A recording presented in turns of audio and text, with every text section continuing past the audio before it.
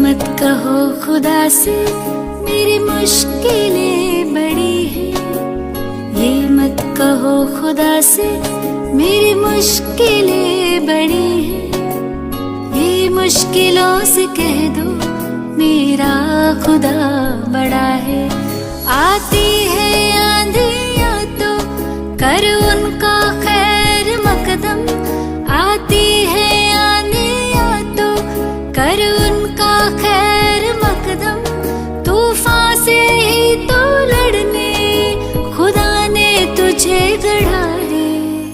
ये मत कहो खुदा से मेरी मुश्किलें बड़ी हैं। ये मुश्किलों से कह दो मेरा खुदा बड़ा है।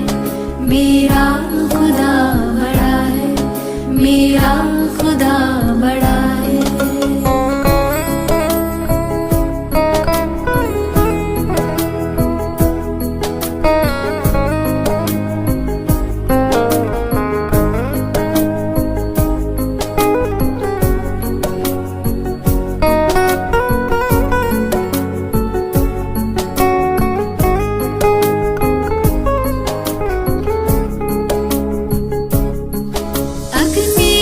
तप के सोना है और भी निखरता। अग्नि में तप के सोना है और भी निखरता। दुर्गम को पार करके हिमालय कोई चढ़ा है। लाएगी रंग मेहनत आखिर तुम्हारी एक दिन। लाएगी रंग मेहनत आखिर तुम्हारी एक दिन। होगा विशाल तरवर वो बीज जो पड़ा है। ये मत कहो खुदा से मेरी मुश्किलें बड़ी हैं। ये मुश्किलों से कह दो मेरा खुदा बड़ा है। मेरा खुदा बड़ा है। मेरा खुदा बड़ा है।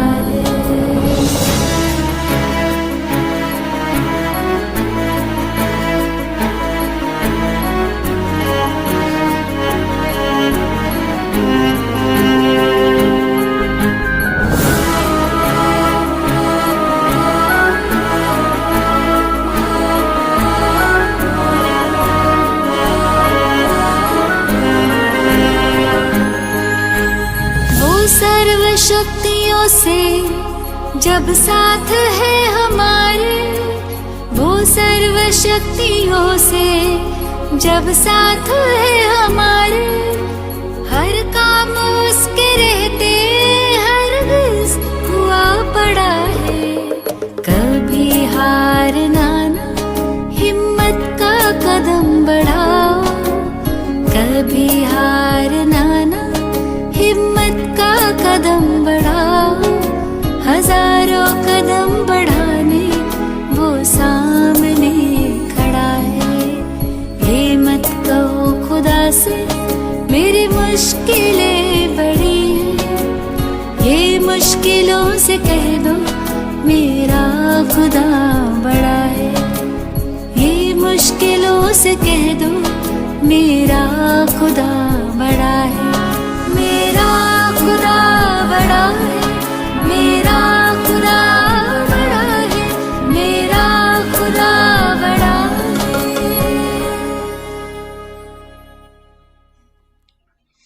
ओम शांति। आज के महावाक्य 9/7/2020। आज विशेष सतगुरुवार दिन है। आज बाबा को हम सब प्यार से भोग स्वीकार कराते हैं। लेकिन भोग स्वीकार करने से पहले हम सब बाबा के महावाक्य सुनते हैं। विशेष बाबा ने तो आज एकांत में बैठ विचार सागर मंथन करो। जो कुछ भी लिखते हो उसको रिवाइज भी करते रहो। अपनी कर्म इंद्रियों को देखो, कहीं धोखा तो नहीं देती हैं। कर्म इंद्रियों के वशीभूत होकर अगर कोई कर्म करते हैं तो फिर वो कर्मातीत नहीं बन पाता है। कर्मातीत बनना है तो फिर कर्म इंद्रियों को देखना है कि कहीं कोई धोखा ना दे। आत्माभिमानी होकर के बैठना, देह अभिमान में ना आना। देह अभिमान के वशीभूत होकर अगर हम कोई कर्म करते हैं तो बाप की याद भी नहीं रहती है, विकर्म भी विनाश नहीं होते हैं, और फिर उससे वर्षा भी नहीं मिलता और पद की प्राप्ति भी नहीं होती है। याद की यात्रा ही तो मुख्य है।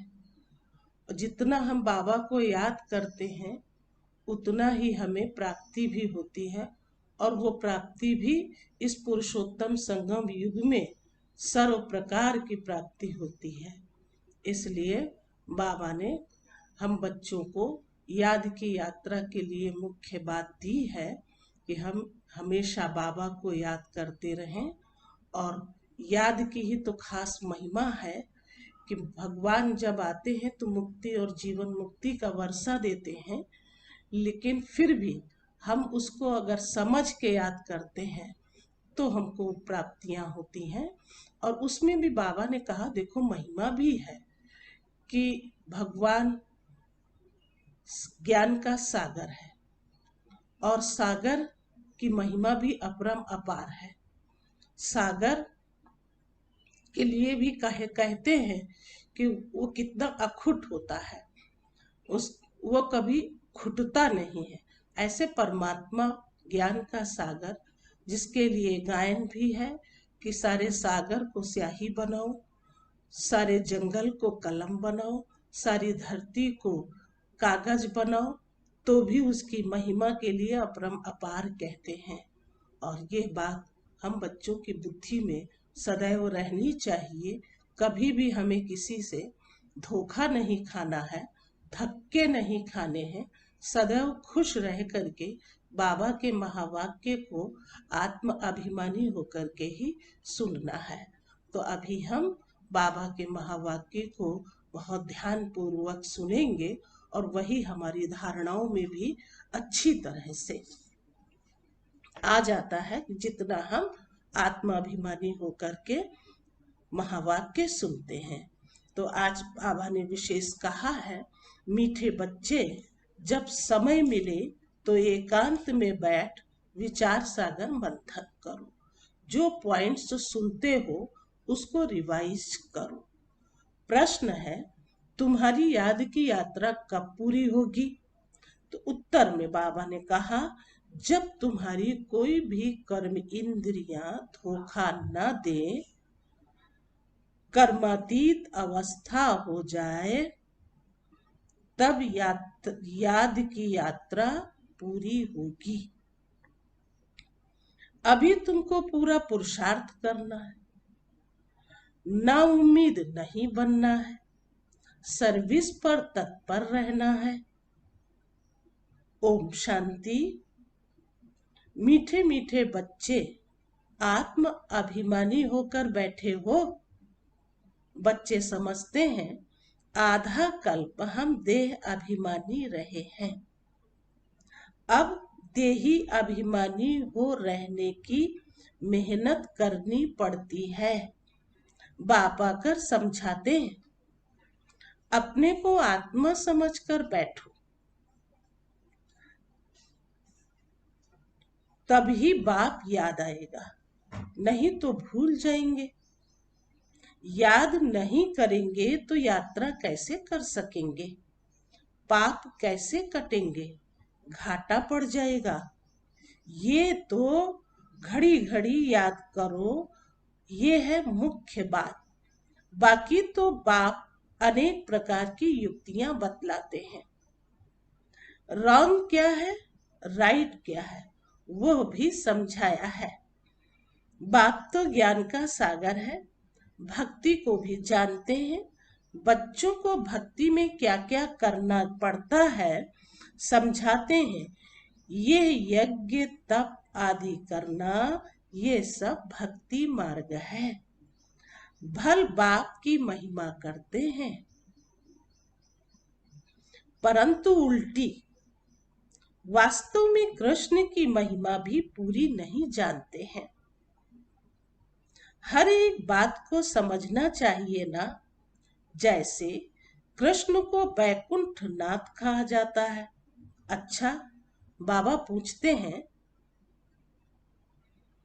कृष्ण को त्रिलोकी नाथ कहा जा सकता है क्या? तो गाया जाता है ना, त्रिलोकी नाथ। अब त्रिलोकी के साथ नाथ अर्थात तीन लोक, मूल वतन, सूक्ष्म वतन, स्थूल वतन। तुम बच्चों को समझाया जाता है तुम ब्रह्मांड के भी मालिक हो। कृष्ण ऐसे समझते होंगे कि हम ब्रह्मांड के मालिक हैं? नहीं, वो तो बैकुंठ में थे। बैकुंठ कहा जाता है स्वर्ग, नई दुनिया को। तो वास्तव में त्रिलोकी नाथ कोई भी है नहीं। बाप राइट बात समझाते हैं। तीन लोग तो हैं। ब्रह्मांड का मालिक शिव बाबा भी है और तुम भी हो। सूक्ष्म वतन की तो बात ही नहीं है। स्थूल वतन में भी वो मालिक नहीं है। न स्वर्ग का और न ही नरक का मालिक है। तो शिव बाबा न स्वर्ग का मालिक हो सकता और न ही वो नरक का मालिक बन सकता। कृष्ण है स्वर्ग लोक का मालिक। नरक का मालिक है रावण। इनको रावण राज्य, आसुरी राज्य कहा जाता है। मनुष्य कहते भी हैं परंतु समझते नहीं हैं। तुम बच्चों को बाप बैठ समझाते हैं। रावण तो 10 शीश देते हैं, 5 विकार स्त्री के और 5 विकार पुरुष के। अब 5 विकार तो सबके लिए हैं। सब हैं ही रावण राज्य में। अभी तुम श्रेष्ठाचारी बन रहे हो। बाप आकर श्रेष्ठाचारी दुनिया बनाते हैं। एकांत में बैठने से ऐसे ऐसे विचार सागर मंथन चलेगा। उस पढ़ाई के लिए स्टूडेंट एकांत में किताब ले जाकर पढ़ते हैं। तुमको किताब तो पढ़ने की दरकार नहीं है। हाँ, तुम पॉइंट्स नोट करते हो, इसको फिर रिवाइज करना चाहिए। ये बड़ी गुह्य बातें हैं समझने की। बाप कहते हैं आज तुमको गुह्य ते गुह्य नई नई बातें समझाता हूँ। पारसपुरी के मालिक तो लक्ष्मी नारायण है। ऐसे भी नहीं कहेंगे कि विष्णु है। विष्णु को भी समझते नहीं है कि ये लक्ष्मी नारायण है। अभी तुम शॉर्ट में एम ऑब्जेक्ट समझाते हो। ब्रह्मा सरस्वती कोई आपस में मेल फीमेल नहीं है। ये तो प्रजापिता ब्रह्मा है। तो प्रजापिता ब्रह्मा को ग्रेट ग्रेट ग्रैंडफादर कह सकते हैं। शिव बाबा को सिर्फ बाबा ही कहेंगे, बाकी सब हैं भाई भाई। इतने सब ब्रह्मा के बच्चे हैं। तुमको मालूम है हम भगवान के बच्चे भाई भाई हो गए, परंतु वो है निराकारी दुनिया में। अभी तुम ब्राह्मण बने हो। नई दुनिया सतयुग को कहा जाता है। इनका नाम फिर पुरुषोत्तम संगम युग रखा है। सतयुग में होते ही है पुरुषोत्तम। ये बड़ी वंडरफुल बातें हैं। तुम नई दुनिया के लिए तैयार हो रहे हो। इस संगम पर ही तुम पुरुषोत्तम बनते हो। कहते भी हैं हम लक्ष्मी नारायण बनेंगे। ये है सबसे उत्तम पुरुष। उन्हों को फिर देवता कहा जाता है। उत्तम से उत्तम नंबर 1 है लक्ष्मी नारायण। फिर नंबर 1 तुम बच्चे होंगे। सूर्यवंशी घराने को उत्तम कहेंगे। नंबर 1 है ना, आहिस्ते आहिस्ते कला कम होती है। अभी तुम बच्चे नई दुनिया का मुहूर्त करते हो। जैसे नया घर तैयार होता है तो बच्चे खुश होते हैं, मुहूर्त करते हैं। तुम बच्चे भी नई दुनिया को देख खुश होते हो, मुहूर्त करते हो। लिखा हुआ भी है, सोने के फूलों की वर्षा होती है। तुम बच्चों को कितना खुशी का पारा चढ़ना चाहिए। तुमको सुख और शांति दोनों मिलती हैं। दूसरा कोई नहीं जिसको इतना सुख और इतनी शांति मिले। दूसरे धर्म आते हैं तो द्वैत हो जाता है। तुम बच्चों को अपार खुशी है, हम पुरुषार्थ कर ऊंच पद पाए। ऐसे नहीं कि तकदीर में होगा तो मिलेगा, पास होंगे, होने वाले होंगे तो होंगे। नहीं, हर बात में पुरुषार्थ करना जरूरी है। पुरुषार्थ नहीं पहुंचता है तो कह देते हैं कि नसीब में होगा तो करेंगे, फिर पुरुषार्थ करना ही बंद कर देते हैं। बाप कहते हैं, तुम माताओं को कितना ऊंच बनाता हूं। फीमेल का मान सब जगह, विलायत में भी मान है। यहाँ बच्ची पैदा होती है तो उल्टा मंझा माना चारपाई को उल्टा कर देते हैं। दुनिया बिल्कुल ही डर्टी है। इस समय तुम बच्चे जानते हो भारत क्या था, अब क्या है। मनुष्य भूल गए हैं, सिर्फ शांति शांति मांगते रहते हैं, विश्व में शांति चाहते हैं। तुम ये लक्ष्मी नारायण का चित्र दिखाओ, इन्हों का राज्य था तो पवित्रता सुख शांति थी।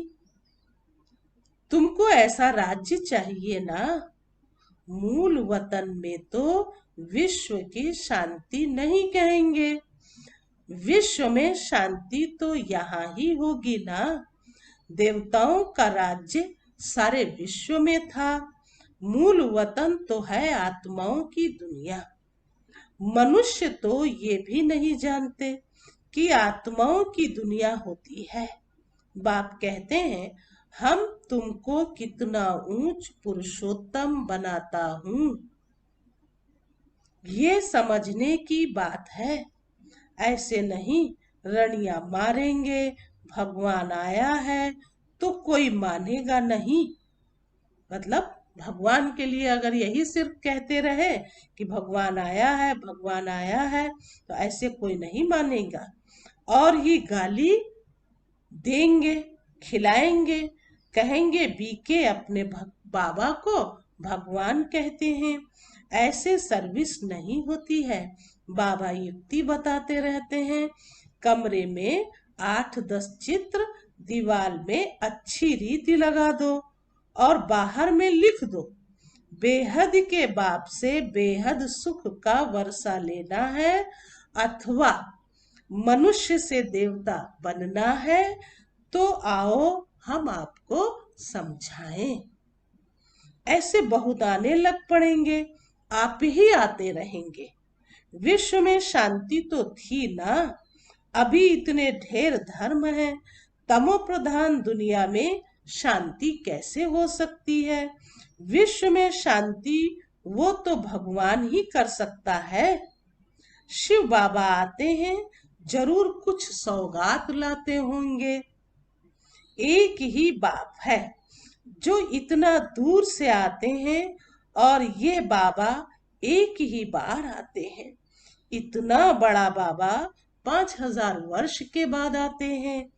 मुसाफिरी से लौटते हैं तो बच्चों के लिए सौगात ले आते हैं।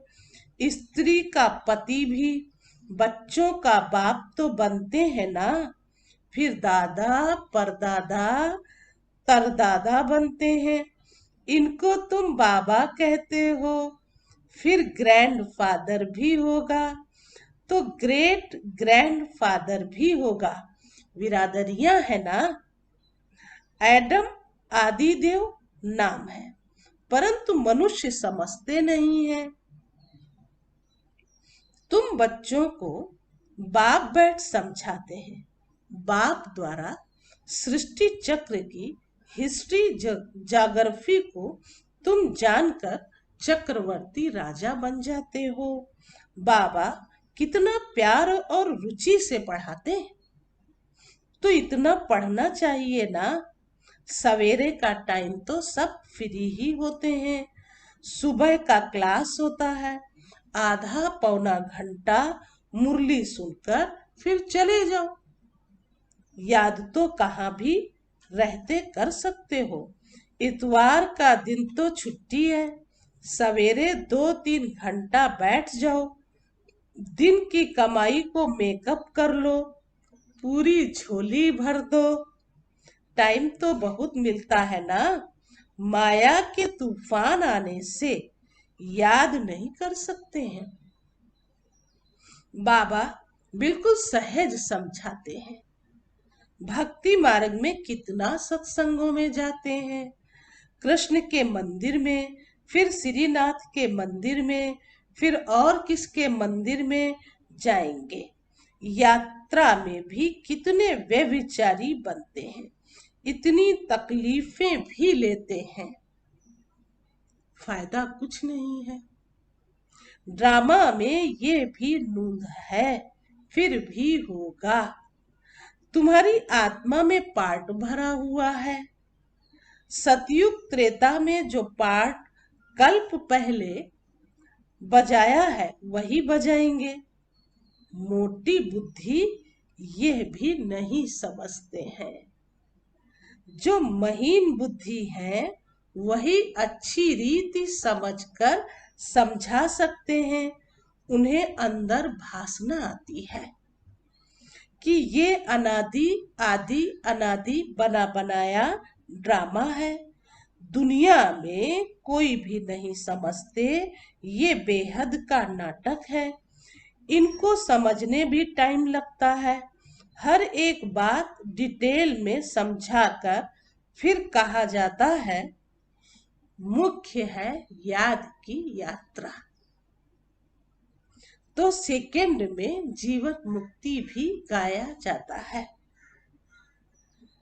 और फिर ये भी गायन है कि ज्ञान का सागर है, सारा सागर स्याही बनाओ, जंगल को कलम बनाओ, धरती को कागज बनाओ। डैश डैश है। तो फिर बाबा ने आगे कहा तो भी अंत नहीं आ सकती। शुरू से लेकर तुम कितना लिखते आए हो। ढेर कागज हो जाए, तुमको कोई धक्का नहीं खाना है। मुख्य है अलफ। बाप को याद करना है। यहाँ भी तुम आते हो शिव बाबा के पास। शिव बाबा इनमें प्रवेश कर तुमको कितना प्यार से पढ़ाते हैं। कोई भी बड़ाई नहीं है। अब शिव बाबा क्या बड़ाई करेंगे, क्योंकि साधारण तन में प्रवेश करते हैं। बाप कहते हैं मैं आता ही हूँ पुराने शरीर में। कैसे साधारण रीति शिव बाबा आकर पढ़ाते हैं। कोई अहंकार नहीं है। बाप कहते हैं तुम मुझे कहते हो। बाबा पतित दुनिया पतित शरीर में आओ, आकर हमको शिक्षा दो। सतयुग में नहीं बुलाते हो कि आकर हीरे जवाहरातों के महलों में रहो, महल में बैठो, भोजन आदि पाओ। तो शिव बाबा भोजन पाते ही नहीं है। आगे बुलाते थे कि आकर भोजन खाओ। 36 प्रकार का भोजन खिलाते थे। ये फिर भी होगा, ये भी चरित्र ही कहें। कृष्ण के चरित्र क्या है, वो तो सतयुग का प्रिंस है। उनको पतित पावन नहीं कहा जाता। सतयुग में ये विश्व के मालिक कैसे बनते हैं, ये भी अभी तुम जानते हो। मनुष्य तो बिल्कुल घोर अंधियारे में है, अभी तुम घोर रोशनी में हो। बाप आकर रात को दिन बना देते हैं, आधा कल्प तुम राज्य करते हो, तो कितनी खुशी होनी चाहिए। अब आधा कल्प तो बहुत होता है, 2500 वर्ष तक हम ऐसी श्रेष्ठ दुनिया में जो राज्य करते हैं। तो बाबा ने कहा तुम बच्चों को कितनी खुशी होनी चाहिए, तुम्हारी याद की यात्रा भी तब पूरी होगी जब कोई भी कर्म इंद्रिय तुम्हें धोखा ना दे, कर्मातीत अवस्था हो जाए, तब याद की यात्रा पूरी होगी। ये भी कितनी अच्छी बात बाबा ने सुनाई कि कर्म इंद्रियां कोई भी धोखा ना दे। तो इससे तो हमारा और अच्छा सहज पुरुषार्थ हो सकता है कि हम कर्मातीत अवस्था को प्राप्त करने के लिए अपनी कर्म इंद्रियों की हम जांच करते रहें, कहीं कोई आंखें धोखा तो नहीं देती। कई रोज से बाबा मुख की भी बात करते हैं, खाने पीने में लोभ लालच भी आ जाता है, तो ये भी एक पाप बन जाता है। हमें ऐसे कुछ नहीं करना चाहिए। बाबा हमें इशारों से ये बातें समझाते हैं, जिससे कि धीरे धीरे कोई ऐसे छोटे मोटे पाप होते रहते हैं, फिर तो हमको ये पाप मिटाने में भी बहुत मुश्किल और पुरुषार्थ करना पड़ता है।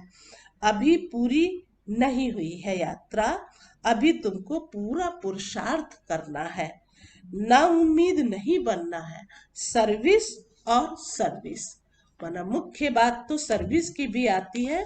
जितना हो सके हम बाबा का परिचय अन्य आत्माओं तक पहुंचाते रहें। और बाबा ने सर्विस ही सर्विस कहा है, तो बाप भी आकर बूढ़े तन से सर्विस कर रहे हैं ना। बाप करन करावनहार है, इसकी भी महिमा है। देखो बाबा कैसे करते भी हैं और फिर बच्चों से करवाते भी हैं। कोई कहे नहीं हम ही सब कुछ करते हैं, तो फिर हम बाबा को कैसे याद कर सकते हैं। कोई कार्य करते हैं तो कभी अभिमान भी आ जाता है। इसलिए हमें हमेशा ये पॉइंट याद रखना चाहिए कि करन करावनहार बाप है, वही हमारे द्वारा भी करवाता है। बच्चों के लिए कितना फिक्र रहता है, ये बनाना है, मकान बनाना है। जैसे लौकिक बाप को हद के ख्यालात रहते हैं, वैसे पारलौकिक बाप को बेहद का ख्यालात रहता है। तुम बच्चों को ही सर्विस करनी है। दिन प्रतिदिन बहुत सहज होता जाता है। जितना विनाश के नजदीक आते जाएंगे, उतना ताकत आती जाएगी। गाया हुआ भी है, भीष्म पितामह आदि को पिछाड़ी में तीर लगे। अभी तीर लग जाए तो बहुत हंगामा हो जाए, इतनी भीड़ हो जाए जो बात मत पूछो।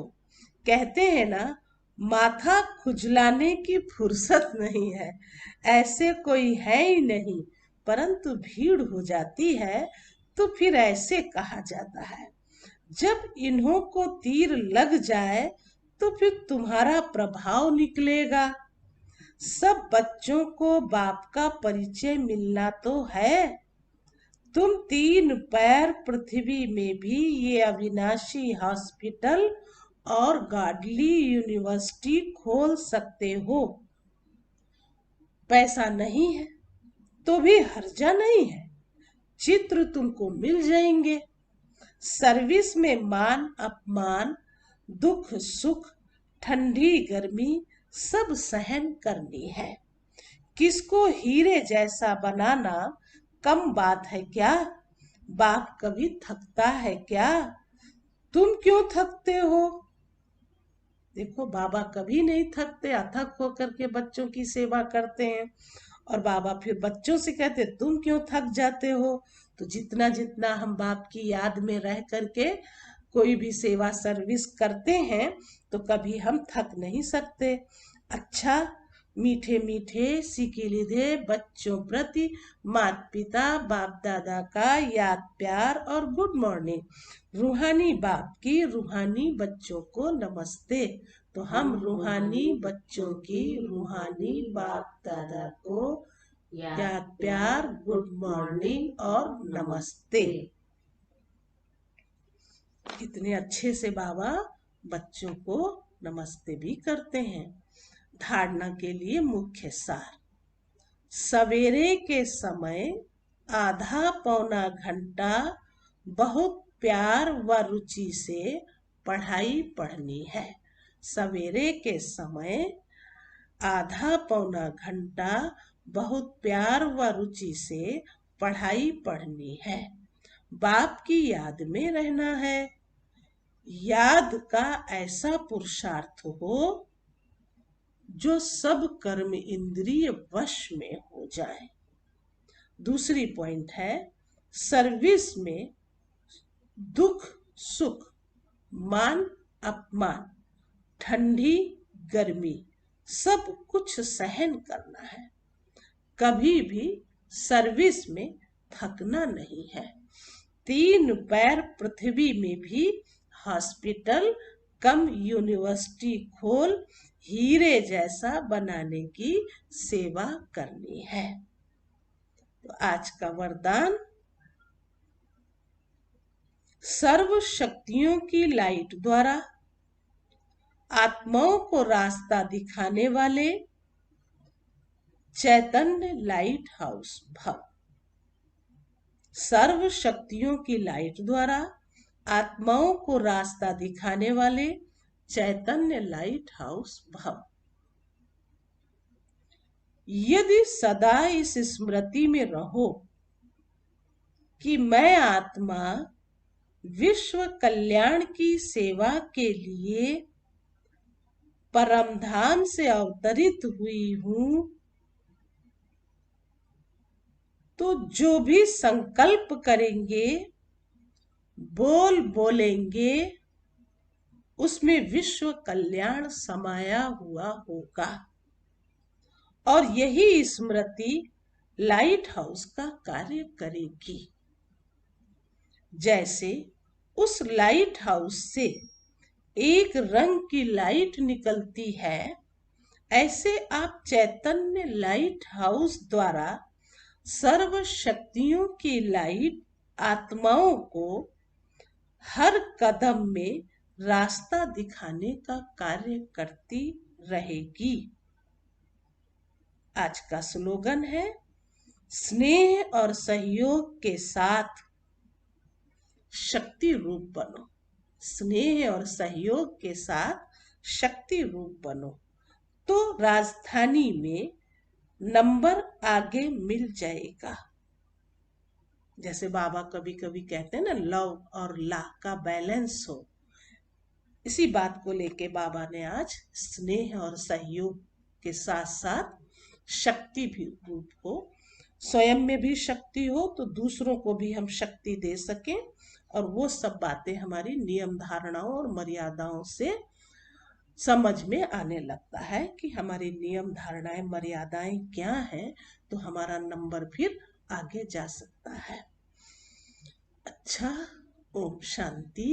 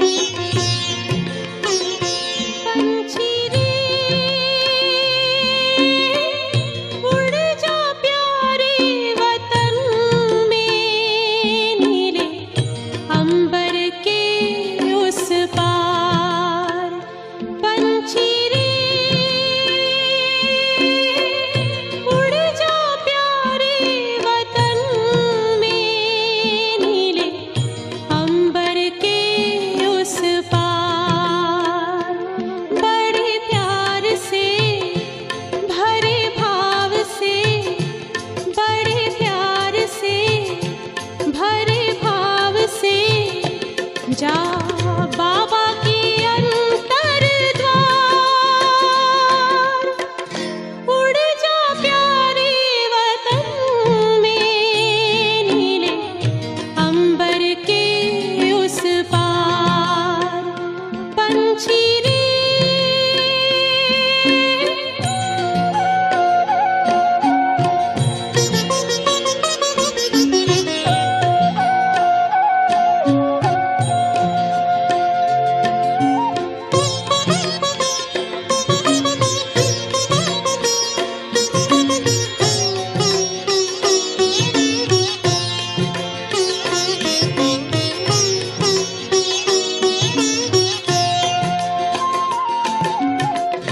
पंचेंद्रिय का छोड़ दे बंधन, तन मन से तू हो जा समर्पण।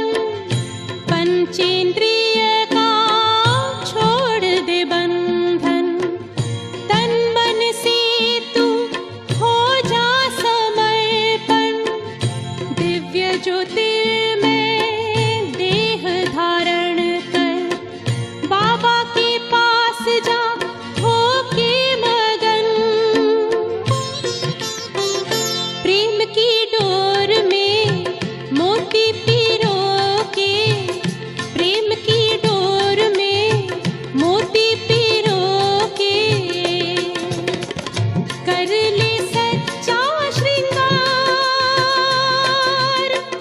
उड़ जा प्यारे वतन में, नीले अंबर के उस पार, नीले अंबर के उस पार। पंछी रे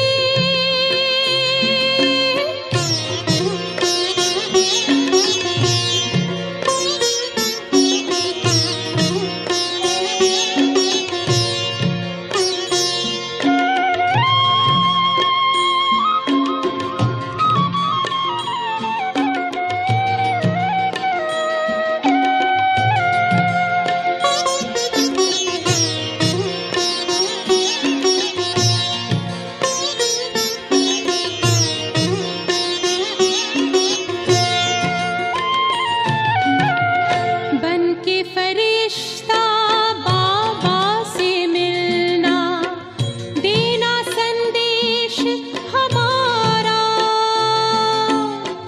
बन के फरिश्ता बाबा से मिलना, देना संदेश हमारा।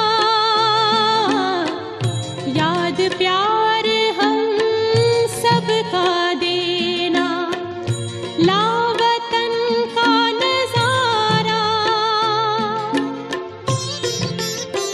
सच्ची लगन से बन जा बाबा के, सच्ची लगन से बन जा बाबा के। तू गले को हार, उड़ जा प्यारे वतन में, नीले अंबर के उस पार। हो नीले अंबर के उस पार। पंछी रे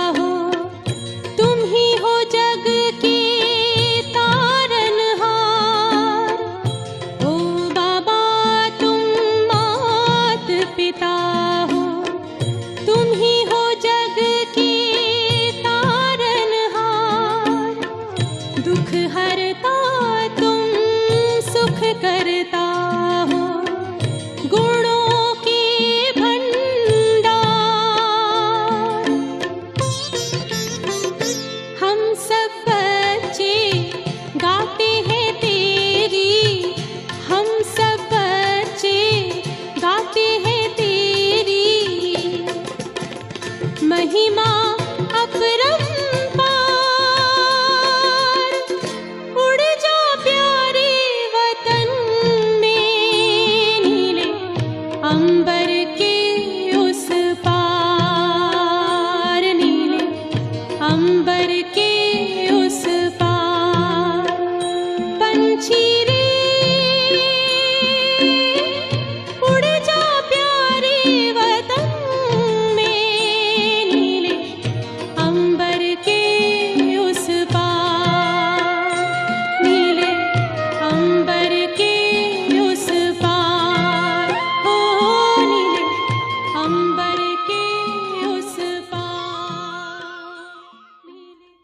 शांति।